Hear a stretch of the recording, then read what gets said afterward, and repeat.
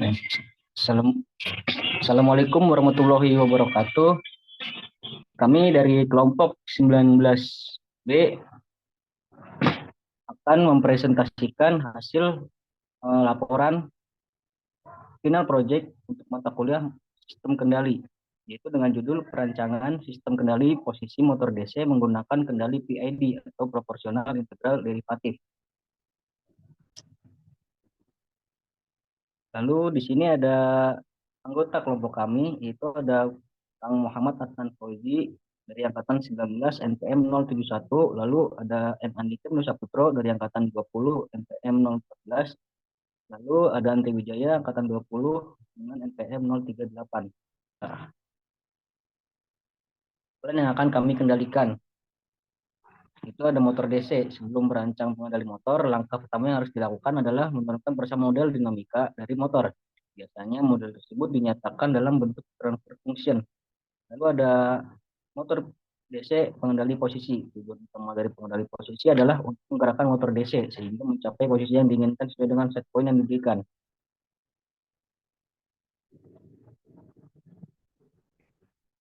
Lalu tadi itu masuk ke model matematika plan. Sama matematika plan sistem kendali motor DC yang memasukkan nilai-nilai yang diberikan. Ini menggambarkan hubungan antara percepatan sudut, kecepatan sudut, torsi, momen inersia, dan faktor gesekan dalam posisi dalam motor DC.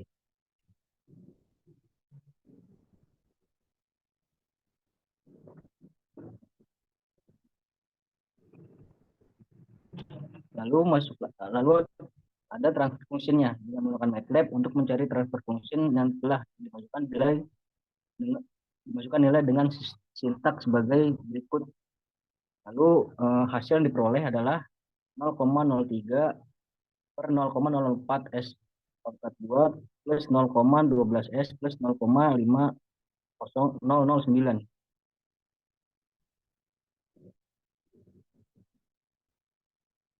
Lalu di sini ada diagram blok dengan gambar sebagai berikut.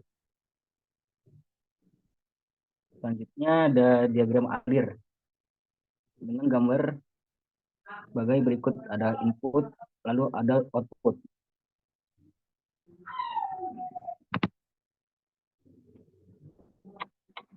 Lalu selanjutnya karakteristik sistem dengan kriteria Rutherford. Untuk memeriksa keseluruhan sistem dalam menggunakan kriteria Rutherford, kriteria Rutherford merupakan salah satu metode yang digunakan untuk menunjukkan kestabilan sistem dengan memperhatikan koefisien dari persamaan karakteristik tanpa menggunakan akar-akar langsung. Lalu bentuk hubungnya adalah 0,004 S kuadrat plus 0,12 S plus 0,5009.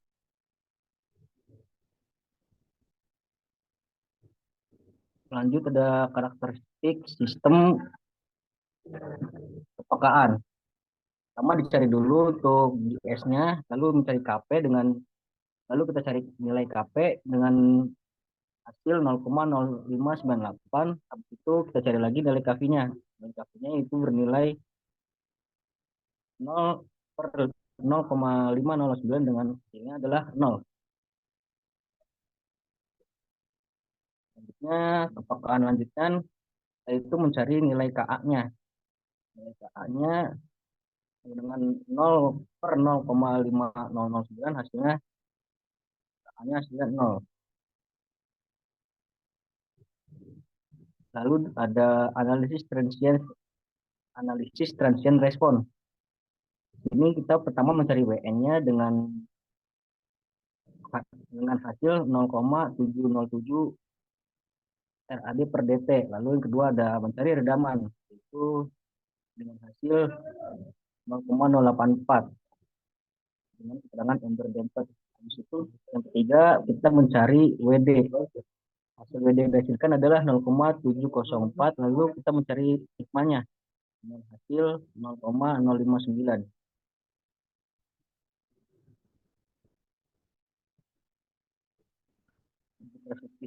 Untuk karakteristik berikutnya ada analisis transient respon lanjutan.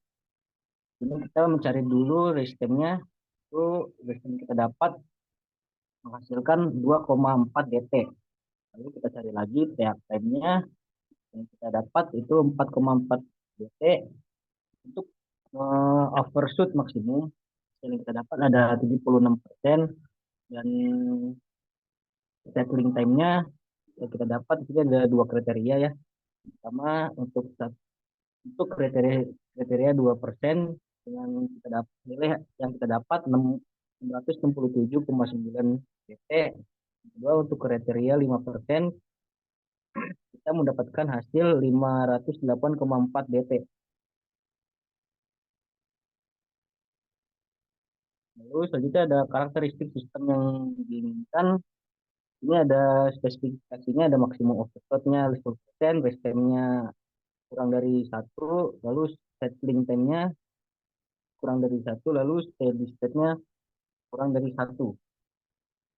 Selanjutnya akan dijelaskan oleh teman saya, ya. Baik, terima kasih. Selanjutnya akan menjelaskan tentang root locus analisis kestabilan. Dapat dilihat dari grafik yang kita dapat dari MATLAB. Dengan analisisnya, terdapat dua pol yang dihasilkan. Untuk pol 1 terdapat di minus 5,01, untuk dampingnya 1, overshootnya 0%, frekuensinya 5,1 radian per second. Lalu untuk pol kedua terletak di minus 24,9, dampingnya 1, overshootnya 0%, frekuensinya 24,9 rad per second. Dapat dilihat bahwa pol 1 dan pol 2 memiliki nilai overshootnya sama-sama 0%. Hal ini terjadi karena kedua pol tersebut berada pada sumbu real yang berarti stabil. Untuk analisisnya sendiri, sistem motor DC menggunakan PID berdasarkan diagram Bode dengan nilai GM-nya minus 37,5 dB, dengan omega GM-nya minus 663,75, dengan fase marginnya minus 113 derajat, dan omega PM-nya minus 2226,1. Dengan berikut penjelasannya mengenai kestabilan sistem, perbedaan antara gain sistem terbuka dengan frekuensi crossover dengan gainnya 0. Dalam kasus ini, GM-nya adalah minus yang tadi. GM yang lebih kecil negatif menunjukkan bahwa sistem mendekati batas kestabilan. Semakin kecil gain marginnya, semakin dekat sistem dengan batas kestabilan. Sistem jadi tidak stabil. Lalu ada diagram Nyquist. Dapat dilihat untuk grafiknya. Untuk analisisnya, diagram tersebut sistem stabil karena tidak ada pengelilingan di titik 1 plus J0. Stabil jika tidak ada pol di sebelah kanan J. Dapat dilihat pada hasil polnya. Seluruh pol terletak di sebelah kiri J. Pada 24 minus 5 negatif. Berarti terletak di sebelah kiri J pada bidang S. Selanjutnya, untuk merancang awal mungkin diperlukan untuk hasil yang lebih baik. Nah, ini untuk gambar hasil Ziegler-Nichols-nya. Dapat dilihat nilai-nilai yang terdapat, lalu selanjutnya mencari nilai KP, KI, dan KD. Selanjutnya kan. Dan ini merupakan gambar step response setelah running PID Ziegler-Nichols. Lalu untuk parameter yang diinginkannya sebagai berikut. Dari kendali yang digunakan, yaitu kendali PID. PID kendali membuat sistem sedikit lebih baik apabila menggunakan metode Dunning-Ziegler. Cukup baik dalam menurunkan rest time, dan kendali PID dapat menurunkan menstabilkan steady state. Membuat overshoot lebih baik dengan di bawah 10% akan membuat sistem mendekati stabil. Nah, ini merupakan PID menggunakan root locus. Sebelum ke intinya, kita mencari nilai dari KP, KI, dan KD. Dapat dilihat dari gambar. Nah, ini merupakan hasil dari program MATLAB. Gambar kedua ini, dan pada gambar pertama root locus telah ditambah kendali PID, dapat disimpulkan untuk root locus berwarna oranye pada kendali PID root locus berwarna biru. Dapat dilihat pada gambar bahwa root locus mendapatkan gambar yang bisa dikatakan bagus root locus membentuk lingkaran. Di samping garis imajiner berwarna oranye, terdapat 2 pol dan 1 zero pada gambar yang dihasilkan. Selanjutnya, pada gambar step respon setelah ditambahkan kendali mendapatkan parameter yang sebagai berikut. Kendali PID berhasil mengurangi overshoot dari sistem, lalu menunjukkan hasil kendali PID dapat meningkatkan respon sistem dan mengikuti set point dengan lebih baik. Rest time-nya juga mengalami penurunan, lalu menunjukkan peningkatan kecepatan sistem dalam mencapai nilai set point. Namun, mengenai settling time dan steady state error tidak disebut dalam data yang diberikan, sehingga tidak dapat memberikan analisis lebih lanjut.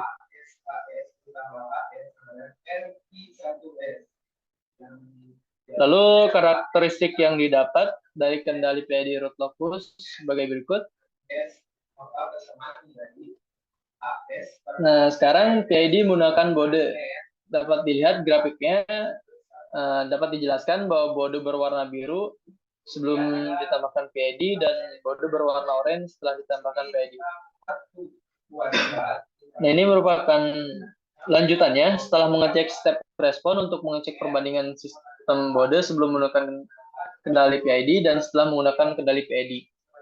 Sebelum ditambahkan kendali PID, sistem memiliki overshoot 0,869%, rest time-nya sebesar 0,411 detik, settling time-nya sebesar 4,1 detik, steady state-nya sama seperti itu 0,271. Hal ini menunjukkan bahwa sistem memiliki respon yang relatif baik dan overshoot-nya rendah. Next, Kang.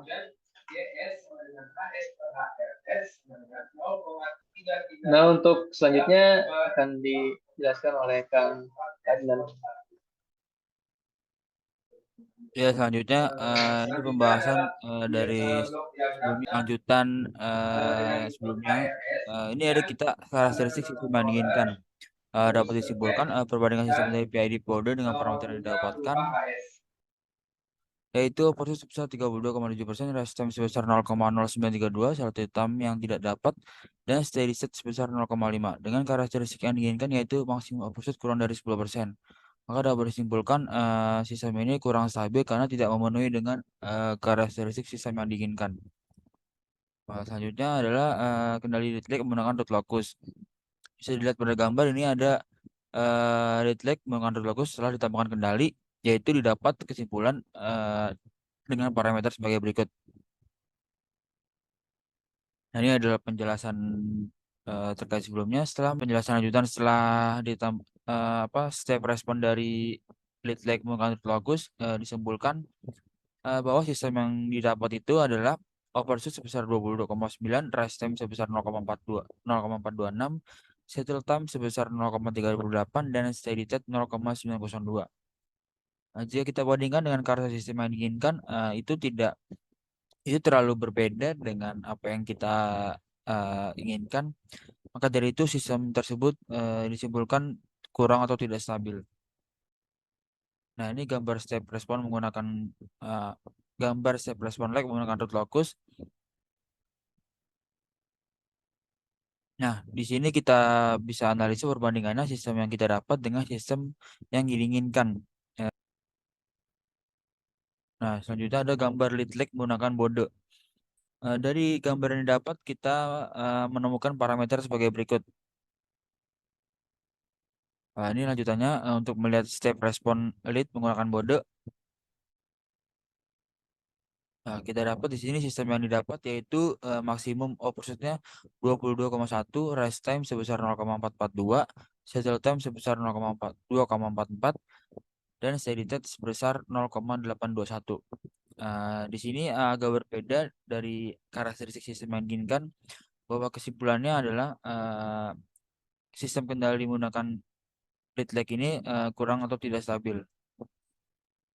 Nah, ini gambar step responnya. Step respon di sini adalah untuk melihat apakah karakteristik tersebut stabil atau tidak.